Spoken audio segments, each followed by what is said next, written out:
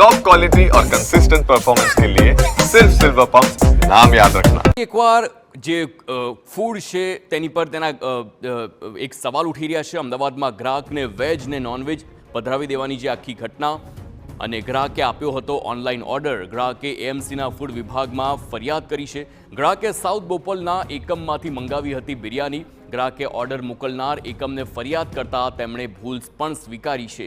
તો થોડી બિરયાની આરોગ્ય બાદ ગ્રાહકને જાણ થઈ। બિરયાનીની આરોગ્ય બાદ યુવકની તબિયત પણ લથડી હતી। શાકાહારી યુવકને ધાર્મિક લાગણી દુભાયાનો પણ આરોપ છે। ફરી એકવાર ખાદ્ય ખોરાકની ગુણવત્તા સામે સવાલ ઉઠી રહ્યા છે અને વેજ બિરયાનીની જગ્યાએ નોનવેજ પીરસાઈ દેતા ધાર્મિક લાગણી દુભાઈની સાથે જ તબિયત લથડિયાનો પણ એક પ્રશ્ન સામે આવ્યો છે। પરંતુ જે હોટેલ માલિક છે તેમણે આ વાત સ્વીકારી છે। પણ આ લોકોએ વેજ બિરયાનીની અગેન્સ્ટમાં મને નોનવેજ બિરયાની મોકલી છે, એટલે આમાં મારી ધાર્મિક લાગણીઓ બી દુભાવી છે।